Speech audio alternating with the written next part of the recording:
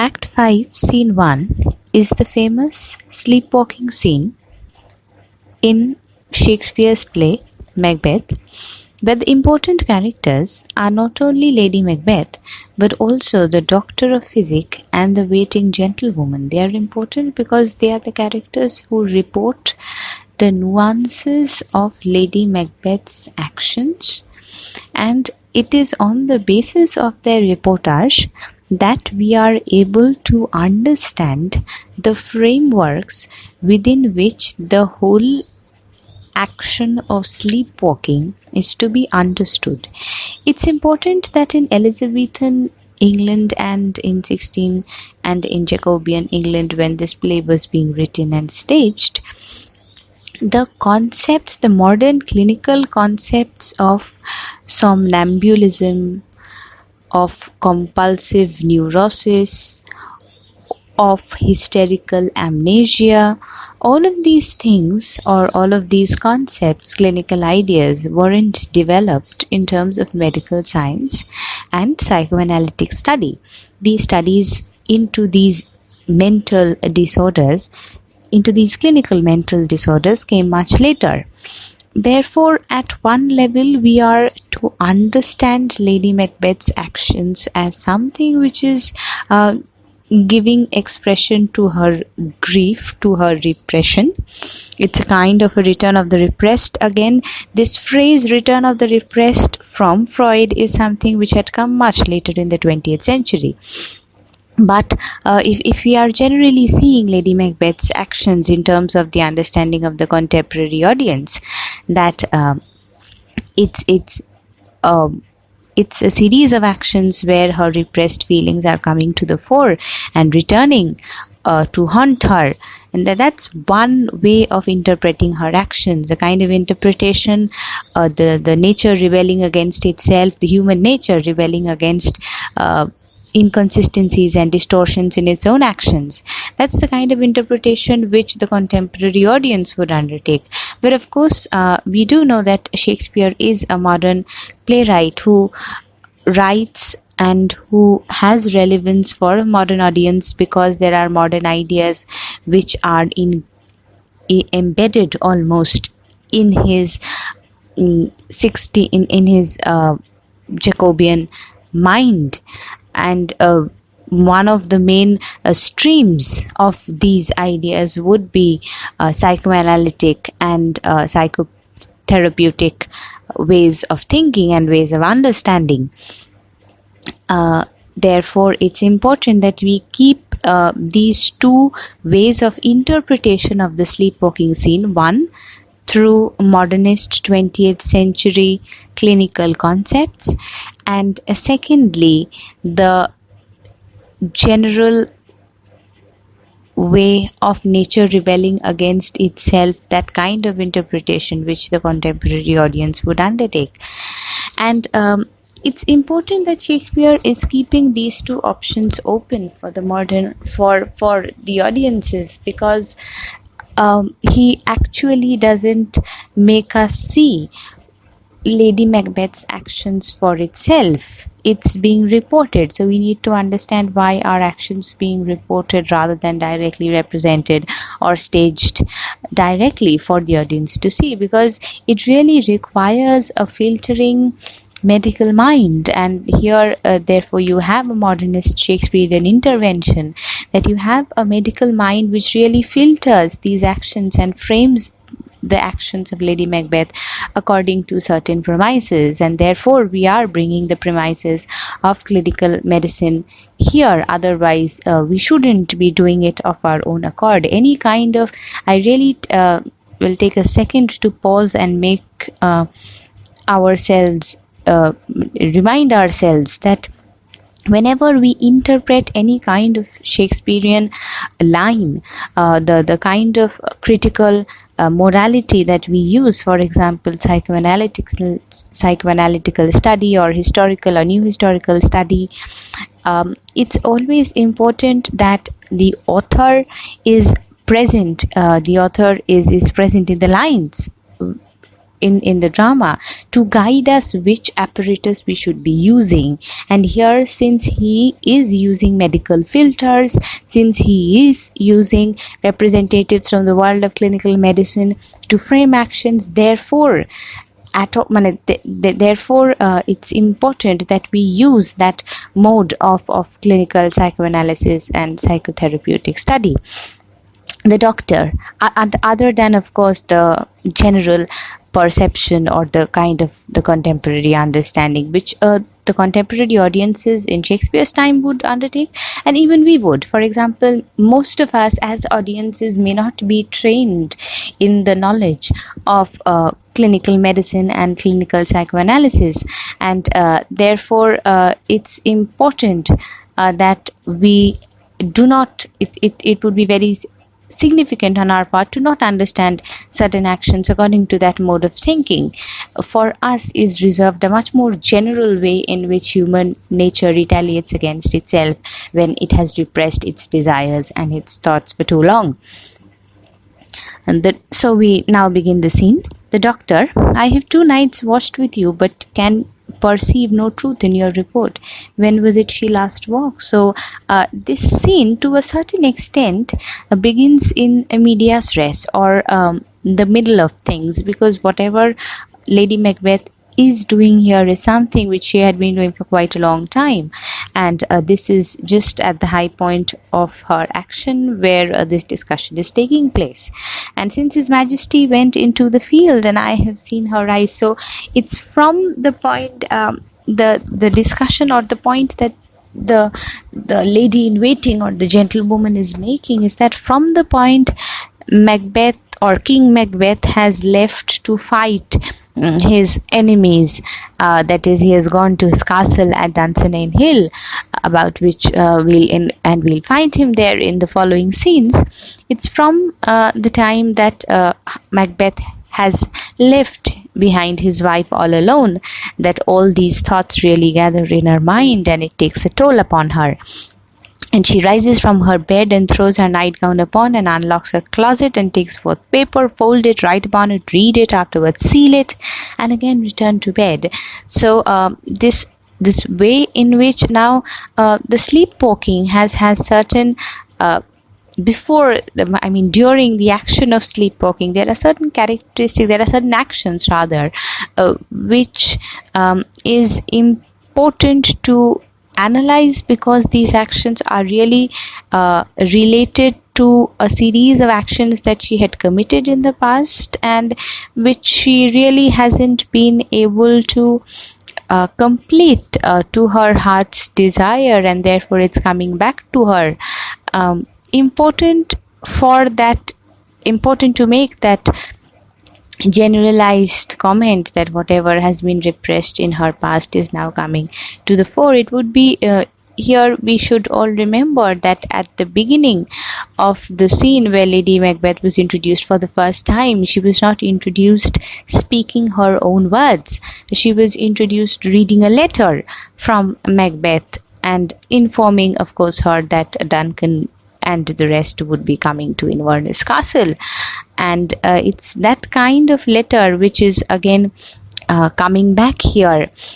It's also important, therefore, to analyze this scene in terms of a series of recurrent motives, because whatever had taken place in the scope, in the major scope of Lady Macbeth's life, will be here represented in a nutshell. From the beginning of Lady Macbeth, we will witness the end of Lady Macbeth in the scope of this scene. Towards her end, towards this high climactic point, all of the major high points of her life will be encompassed. And the doctor then moves on to explain a great perturbation or disturbance in nature. So this is the generalized point of view, that whatever Lady Macbeth's actions are like, they are really unnatural. This is how a general audience then and even now would interpret her actions to be like very unnatural. In this slumbery agitation, the kind of unnatural things which Macbeth does and the kind of unnatural things which Lady Macbeth here does, both are unnatural, but of course there's a difference between the two, and it's important therefore to understand this difference, to understand the difference in the tragic persona of these two characters. Lady Macbeth's unnaturalness is much more introspective in nature. Then the gentlewoman, neither to you nor anyone, having no witness to confirm my speech. And then Lady Macbeth enters with a taper. Lo, here she comes. This is her very guise, and upon my life fast asleep. Observe her, stand close. Here begins the first of the characteristics of sleepwalking or somnambulism. The person is deep in sleep, but his or her eyes are wide awake, and during sleep when a person should be resting, she's walking. The person under the effect of somnambulism walks. So and of course in Lady Macbeth's life, especially during the time when she was a party to the murder of Duncan, there was darkness, and she had used that taper of that short that small light to finish this whole to see that the whole action of the murder of Duncan was completed. And here of course the gentlewoman says that this light stood by her, she has light by her continually. It is her command, it is her command. So after Lady Macbeth has done something which has engulfed her entire world in darkness, she has ordered that she would require light by her continually. It's important that when we are discussing the sleepwalking scene and we are discussing the importance of the sleepwalking scene, we should remember that we are not really focusing on this scene per se or just on the actions of this scene. We are seeing this scene as a climactic end to a series of actions which had been taking place from much earlier. So for example, the way in which she had extinguished or sort of destroyed any kind of light in her life, the engulfing of herself in darkness, the desire for something opposite to balance that out, that is here the light, all these have taken place much earlier. Now it's just being reported. So it's important that what Shakespeare is presenting in this scene is a climax and not an event per se. And then the second action, the action which we may call compulsive neurosis, is this continual repetition of an action which apparently has no meaning.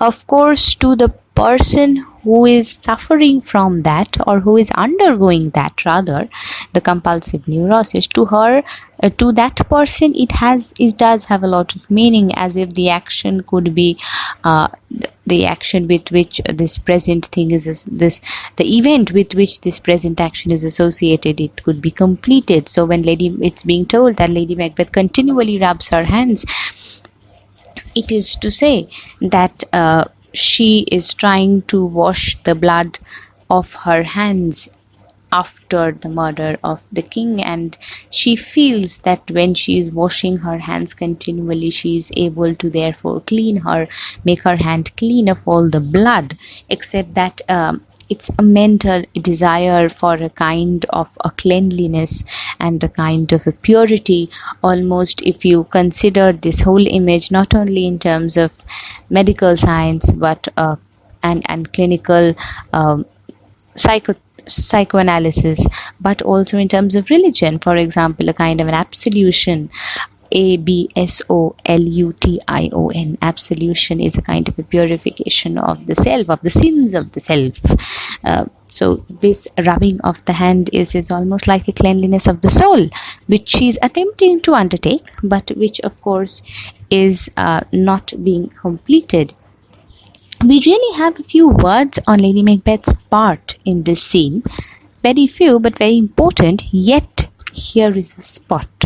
So there was a spot of blood which she had imagined earlier, and there is a spot of blood that she continues to imagine even now, and she responds, out, damned spot, out, I say, 1, 2, why 'tis time to do it, hell is murky. Fie, my lord, fie, a soldier and a feared. The way in which she was interacting with Macbeth, the way she was telling Macbeth to be strong, so that he could commit and accept the committing of the murder of Duncan. It's coming all close together. She's repeating this thing. So her stance, it's again, I really take a second to pause and make you all remember that this scene should not be analyzed that Lady Macbeth realizes that everything that she has done is wrong and therefore is trying to correct it. This scene of sleepwalking is not a scene of moral correction.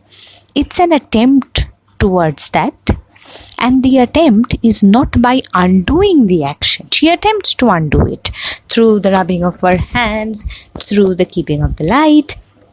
She attempts to undo it, except that she can't, and therefore Shakespeare is saying that for a tragic personality like Macbeth, even Lady Macbeth is not someone who can undo her actions. Undoing human actions is not real. It's not realistic. It doesn't happen. For example, if any person has committed murder, if any person has committed villainy, it's really impossible to undo it. But of course, there is a way in which redemption, there is a way in which absolution can take place.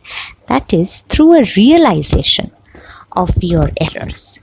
This realization, this pain of knowledge and wisdom and understanding is something which works towards redemption.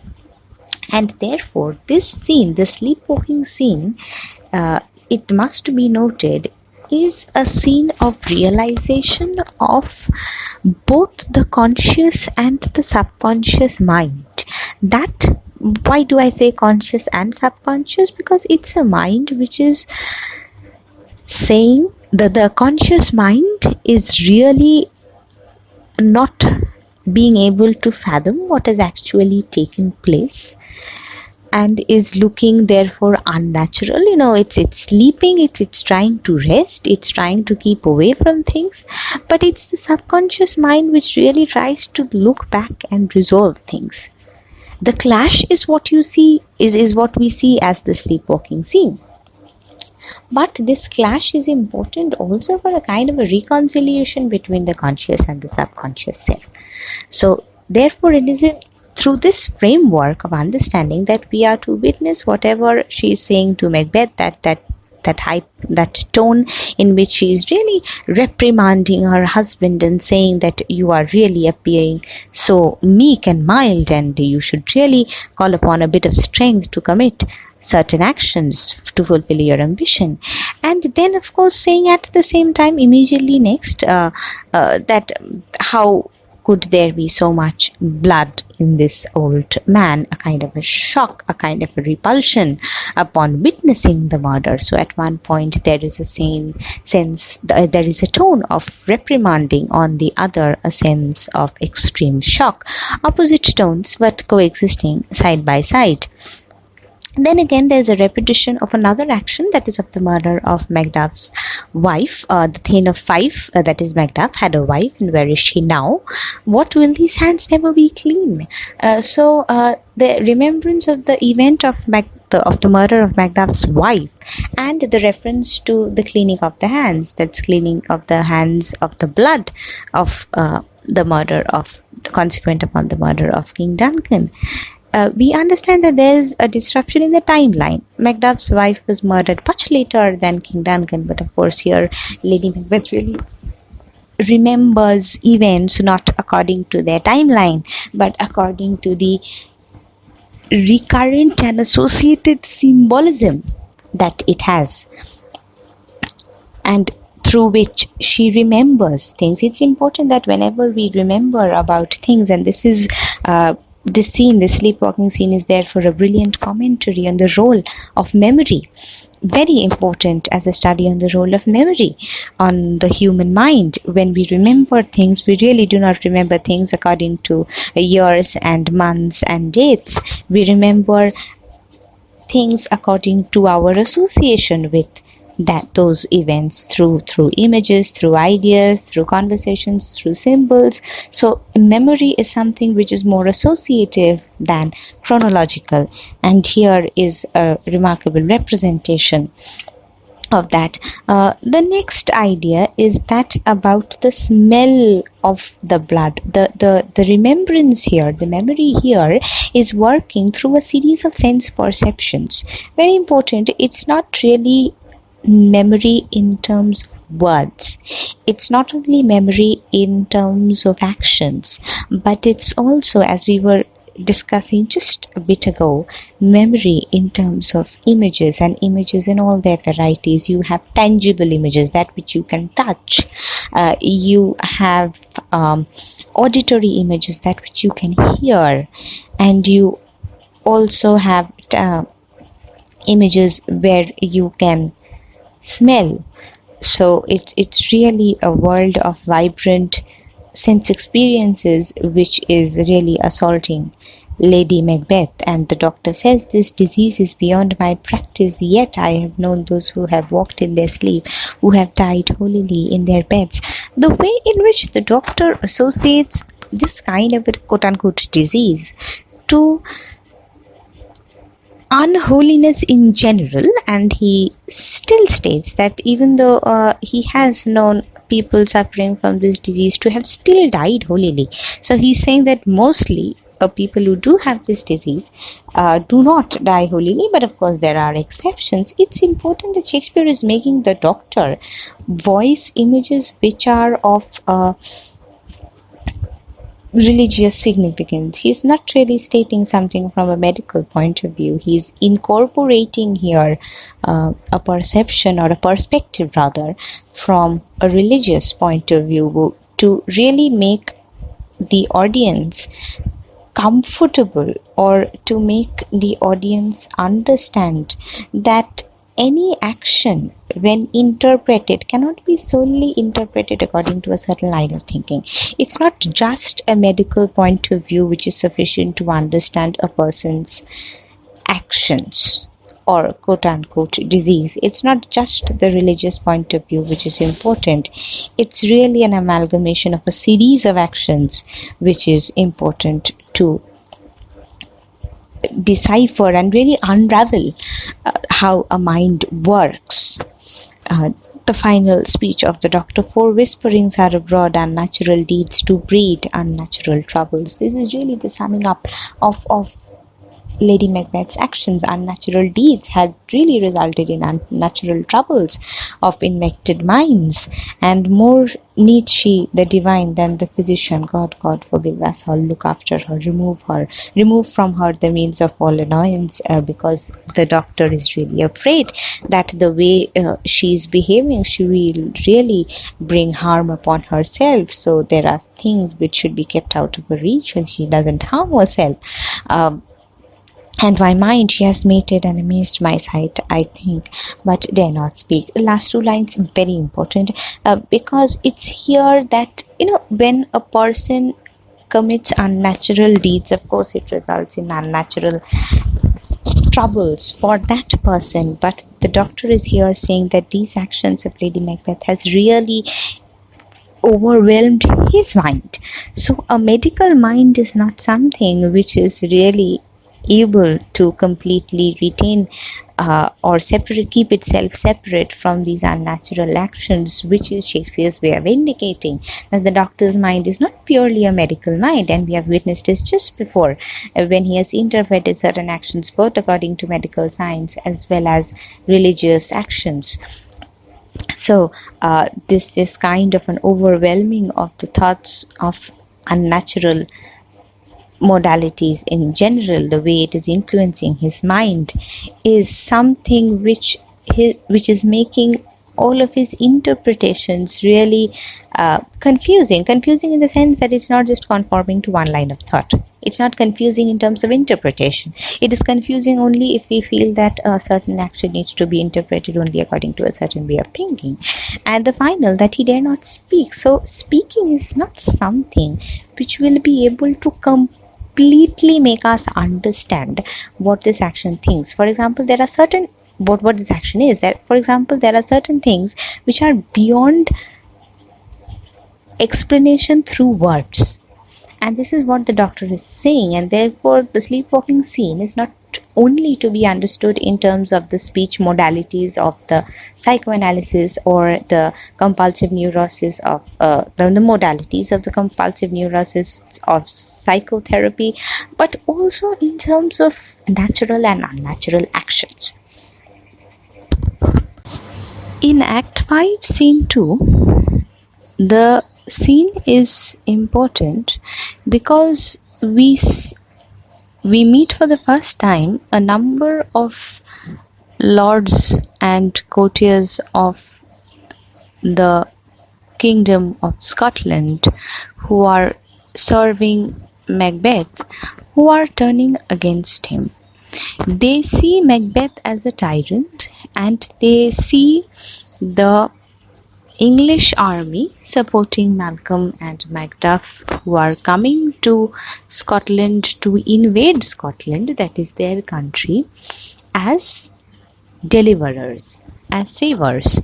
Therefore, as people who will save them. Therefore, it's important that the rebellion which Macbeth had crushed at the beginning of the play, the rebellion which that then Thane of Cawdor had staged against King Duncan, a kind of a civil war, an internal conflict where your own serving men are turning against you. It's that kind of a civil rebellion, a civil conflict that even Macbeth will witness, and therefore the very important role of Meneth, Katniss, Angus, and Lennox, of course, Lennox we had met earlier. Meneth, the English power is near, led on by Malcolm, his uncle Seward, the English King Seward, and the good Macduff. So all very positive words associated with the invader army. What I seek to here point out is that the apparent political enemy, that is these people, they are invaders after all, and they are invading these people's country. So in that sense they are political enemies, but the way in which they are seen as actual friends. So this very small distinction that there is in terms of friends and enemies of one's country, this understanding of the concept of the friend and enemy is so important, because it really depends upon whom one perceives to be loyal. You may not be loyal to your own country, but you still may be a loyal person.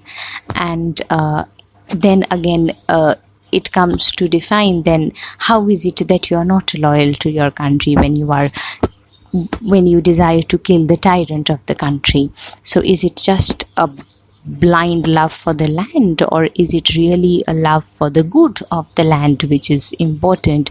So here really Shakespeare is redefining ideas of nationalism and patriotism, a very small endeavor towards that path, not a very prolonged scene as such, but really a small idea which even has resonances in our present world. What is it to love one's country, and what is it to be called patriotic? Very important ideas. If we are patriotic, then is it to love everything of our country and with no desire to change or improve it? Is that patriotism then, or is it something much more? And it said that revenge, and to come back to the play then, revenge is born in them, for their dear causes would to the bleeding and the grim alarm excite the mortified man being Macbeth. He should be afraid of all these actions of the invading, of the power of the invading army. Who knows if Donalbain be with his brother? For certain, sir, he is not. I have a file of all the gentry. There is Seward's son and many unrough youth. So these people already have a lot of knowledge about who is coming and who member the army, the ranks of the army. So all of the information has reached them, which is Shakespeare's way of saying that they have been in touch with the quote-unquote rebel army, whom they see, of course, as a friend, the rebel army, for a long period of time, to have so much knowledge about its members. And of course then a director addressed to Macbeth as the tyrant, and then Kathleen goes on to explain what is the position of the tyrant right now, what is the attitude. Great Dunstan, he strongly fortifies, some say he's mad. So from being the tyrant, he is now also called the mad ruler, the mad king. Of course, a very short reference to Game of Thrones, but of course to what can happen, just a short cross reference to what can happen to the fate of a mad king.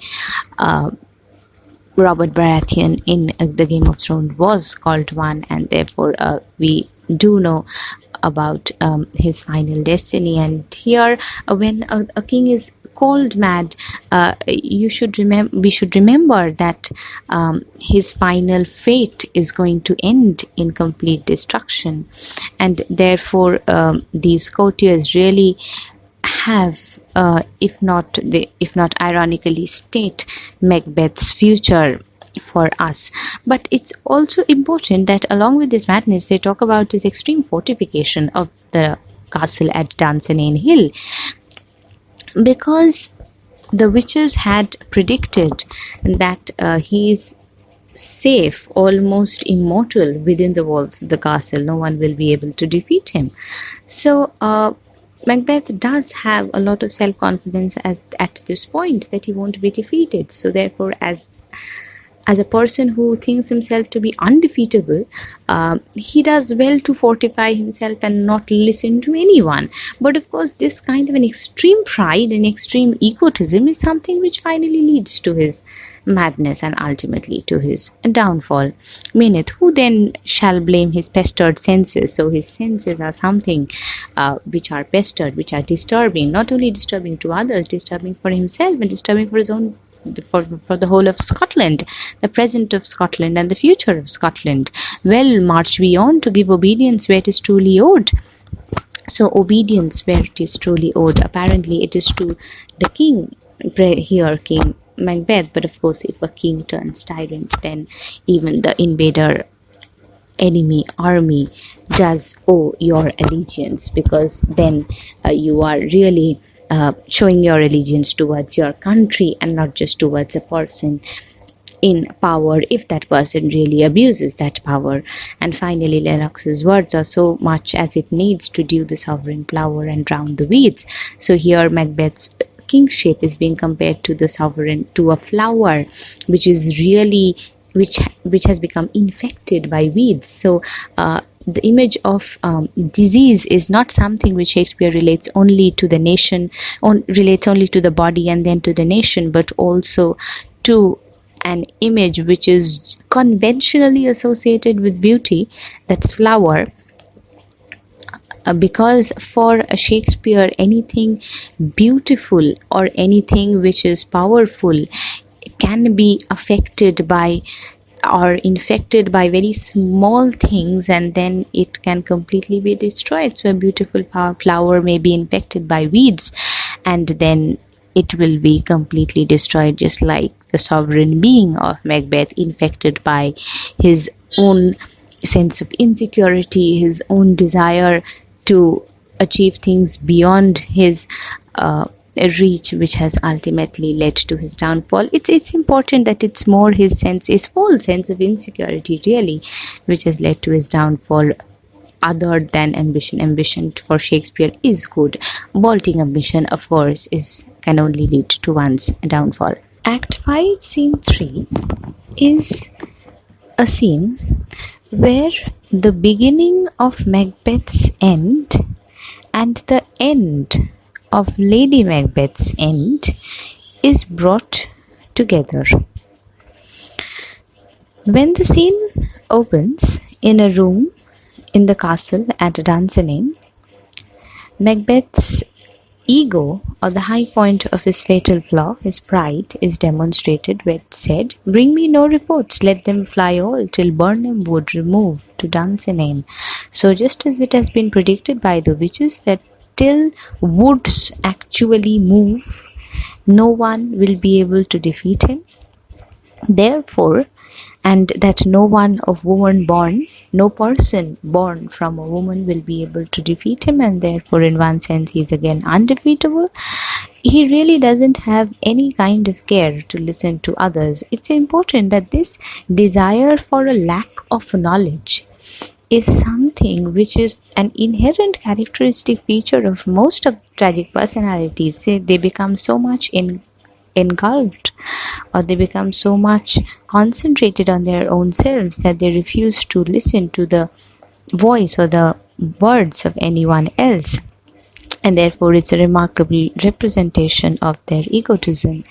And Macbeth then says, "Go prick thy face and overread thy fear, thou lily-livered boy. What soldiers patch death of thy soul?" So he really doesn't care about fear, the fear which others may have. He really doesn't care about the soldiers coming onto him, the English force.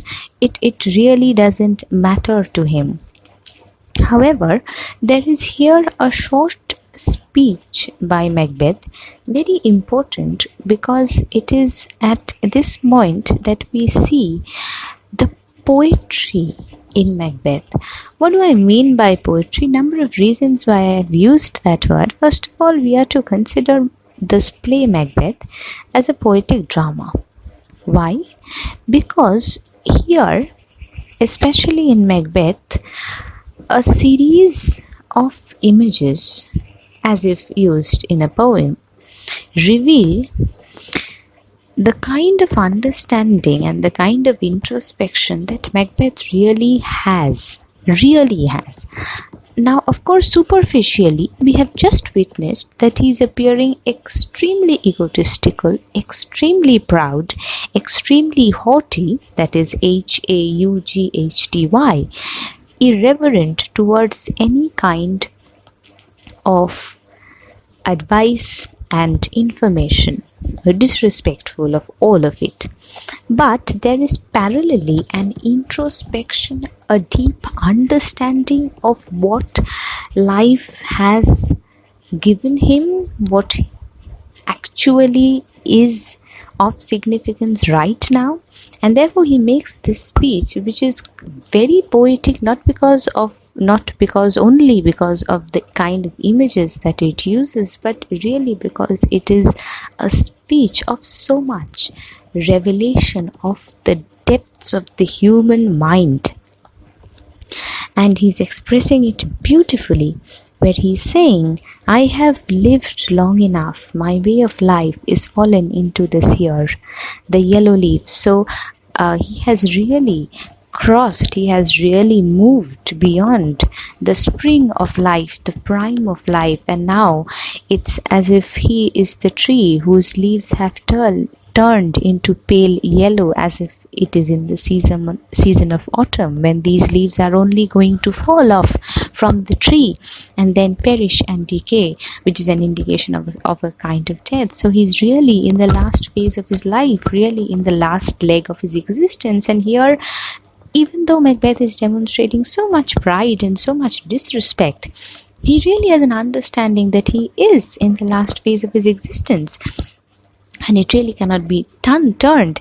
And that which should accompany old age, honor, love, obedience, troops of friends, I must not look to have. So he's saying that in this last phase of his existence, an old man really looks to have companionship, looks to have honor, looks to have love, looks to have care, and he's really denied all of that because he has turned into a tyrant, and people really are afraid of him, let alone be able to love him and respect him.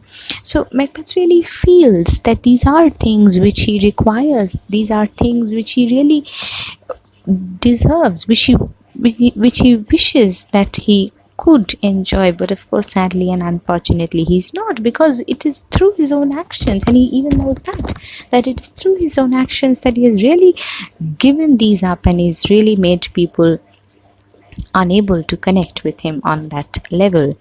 And then again there's a drastic change of tone, and he says that all is and when Satan says that all is confirmed, my lord, which is reported in Macbeth, I'll fight till from my bones my flesh be hacked, give me my armor. So again this drastic change of tone, and he says that I'll fight till my last breath, till all of the flesh from my bone is taken away, till I'm killed. I will continue this fight, even though this fight will destroy him. Of course, he doesn't state this last point, but he knows it so deep within himself, as revealed in the poetic speech that we just discussed. The second part of the scene, as I had mentioned at the beginning, is about him being the doctor reporting to him about Lady Macbeth's sickness, and it's very important to how Macbeth responds to it. Cure her of that. Canst thou not minister to a mind diseased, pluck from the memory a rooted sorrow, raise out the written troubles of the brain, and with some sweet oblivious antidote cleanse the stuffed bosom of that perilous stuff which weighs upon the heart? He's saying to the doctor, as if just as he acts like a king, it's almost forcefully uproot a disease from a human body and cure of a diseased thought from a human mind, just by almost removing it like an object, just like removing it as if through an operation. And therefore, he feels that curing can take place in this way, which is really Shakespeare's way of saying to what extent Macbeth and Lady Macbeth have grown apart. And it's not just the relation between them which has suffered, but it's also the lack of understanding which with Macbeth demonstrates. It's not something that he understands, and it's also not something that he attempts to understand. It's not that he doesn't have the ability to understand. We have just read a speech where he demonstrates a power of understanding, but here he really doesn't attempt to understand. And there's one point in Act 5 Scene 1 which I'll make you all remember, is that Lady Macbeth remembers a lot of actions which her husband hadn't told her about. For example, the murder of Macduff's wife and child, the murder of Banquo. All of this Lady Macbeth remembers. How does she remember? Because she had come to know about these things later from someone else. So she had realized that her husband had stopped sharing things with her, things so personal to him that and she is not party to all of this information. So it really begins to make her realize that she's grown apart from her husband, and it's one of the reasons why these thoughts really come back to her and assault her in the sleepwalking scene. And this section in Act 5 Scene 3 is again reiterating that kind of this wide distance which the husband and wife really are now a part of. And again, the way in which Macbeth here responds to the curing of a disease really makes him very different from the kind of the great deliverer, the great healer, which is the English King Seward. So here Shakespeare's this portion is, it's not only making Shakespeare comment on the relationship of Macbeth and Lady Macbeth, but it's also making Shakespeare comment on the way Macbeth deals with disease and understanding of disease and the final curing of disease. He acts on it, or he feels that disease can be cured through an act of immense pride and forceful uprooting, just as the way in which he has ruled Scotland. And of course, both will result in complete destruction, not only for the kingdom or the disease, but also for himself. And the final words of his in this scene, I will not be afraid of death and bane meaning any harmfulness, till Burnham would come to Dunsinane. First of all, the tone, the rhyming couplet which the witches use, which Macbeth himself is using. Therefore, he is really becoming part of their world. He's completely becoming engulfed in their sort of worldview, their belief system. Therefore, he really doesn't wish to look beyond it. And therefore, from this engulfed point of view, it's very difficult for him to even understand the disease and the cure, let alone the cure of Lady Macbeth. And the doctor in an aside, were I from Dungeon in a way unclear, profit again should hardly draw me near. So even a medical mind, let alone a military mind, is so disillusioned with Macbeth's thinking that it's really Shakespeare's way of indicating that people from all sectors of Scotland, people from all walks of life, are too much disillusioned with Macbeth to ever accept him again as a ruler and a protector and a deliverer.